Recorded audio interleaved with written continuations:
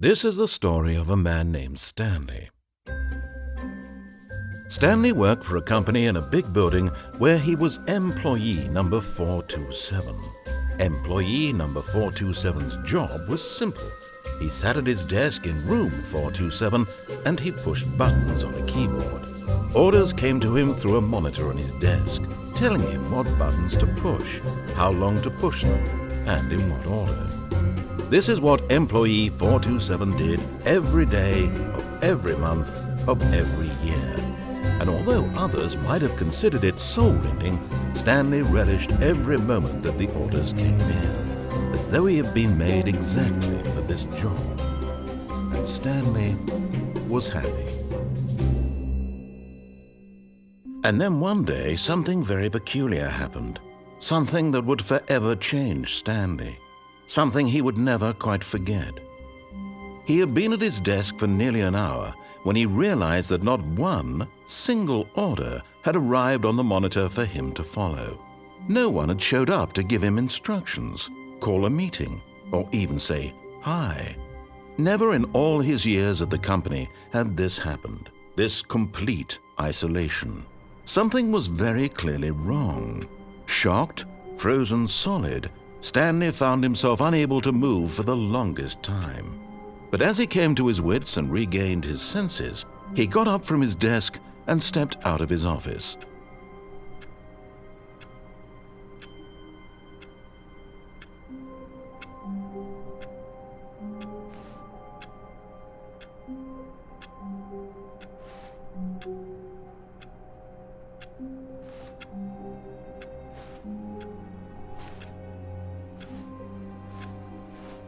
All of his co-workers were gone. What could it mean? Stanley decided to go to the meeting room. Perhaps he had simply missed a memo.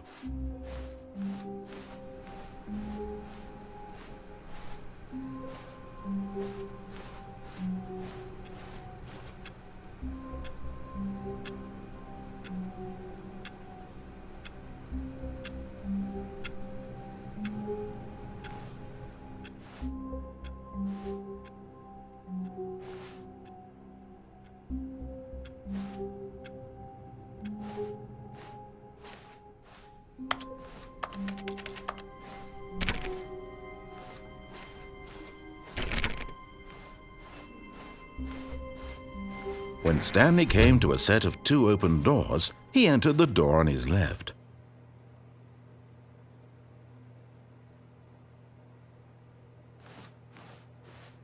This was not the correct way to the meeting room, and Stanley knew it perfectly well. Perhaps he wanted to stop by the employee lounge first, just to admire it.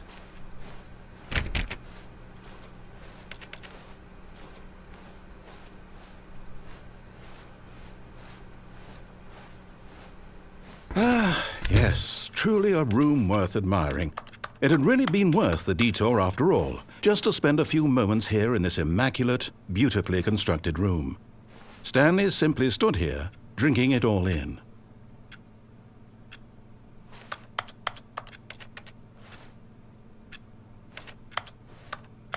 Yes, really, really worth it being here in the room. A room so utterly captivating that even though all your co-workers have mysteriously vanished, here you sit looking at these chairs and some paintings. Really worth it.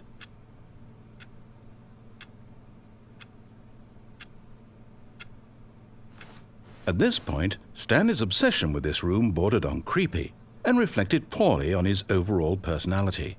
It's possible that this is why everyone left.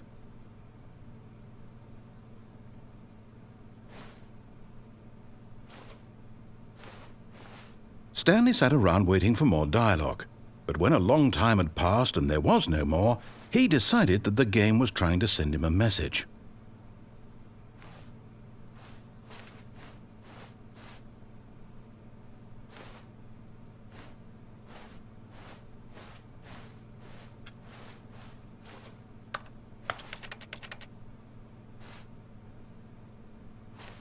But at last, he'd had enough of the amazing room and took the first open door on his left to get back to business.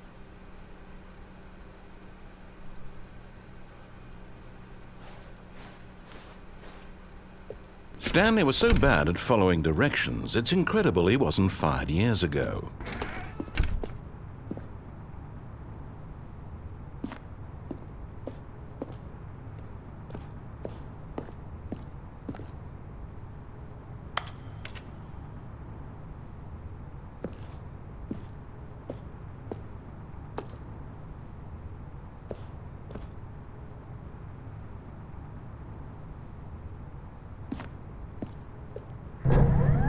Look, Stanley, I think perhaps we've gotten off on the wrong foot here. I'm not your enemy, really, I'm not. I realize that investing your trust in someone else can be difficult, but the fact is that the story has been about nothing but you all this time. There's someone you've been neglecting, Stanley. Someone you've forgotten about. Please, stop trying to make every decision by yourself. Now, I'm not asking for me, I'm asking for her. This is it, Stanley. Your chance to redeem yourself, to put your work aside, to let her back into your life. She's been waiting.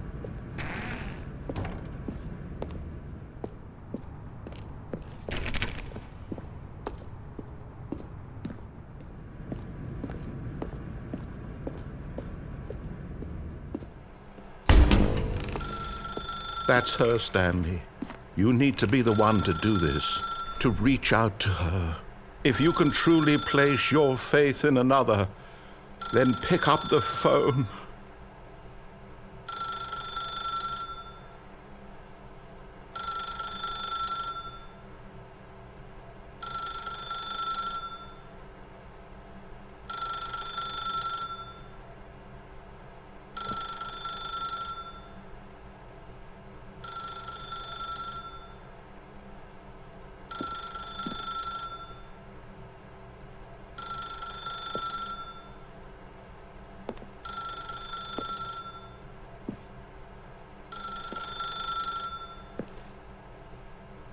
As Stanley picked up the phone, a white light engulfed him, filling him not just with radiance, but with hope. Hope for a life reunited one... Wait. Oh, goodness. Stanley, did you just unplug the phone? No, that wasn't supposed to be a choice. How did you do that? You actually chose incorrectly? I didn't even know that was possible. Let me double-check. No, it's definitely here, clear as day. Stanley picks up the phone. He's taken to his apartment where he finds his wife, and the two pledge themselves to one another. Music comes in, fade to white, roll credits. Not picking up the phone is actually somehow an incorrect course of action. How is that even possible? None of these decisions were supposed to mean anything. I don't understand. How on earth are you making meaningful choices? What did you... Wait a second. Did I just see... No, that's not possible. I can't believe it. How had I not noticed it sooner? You're not Stanley. You're a real person. I can't believe I was so mistaken. This is why you've been able to make correct and incorrect choices. And to think I've been letting you run around in this game for so long. If you'd made any more wrong choices, you might have negated it entirely. It's as though you completely ignored even the most basic safety protocol for real-world decision-making. Or did you not grasp the severity of the situation? Well, I won't have that kind of risk on my watch. I'm going to stop the game for a moment so we can educate you properly on safe decision-making in the real world. Please observe this helpful instructional video. Choice. It's the best part of being a real person, but if used incorrectly can also be the most dangerous. For example, in this scenario, a hypothetical real person named Rupert has a choice. He could invent a machine that eliminates food shortages across the world to make life better for all people. Or he could spend years of hard work forgetting how to read. Which choice would you make? Remember that unlike here, the real world makes sense, and at no time should you make a choice that does not conform to rational logic. If you find yourself speaking with a person who does not make sense, in all likelihood, that person is not real. Allow the person to finish their thought, then provide an excuse why you cannot continue talking. Turn to a partner and practice saying, "My goodness, is it 4:30? I'm supposed to be having a back, sack, and crack."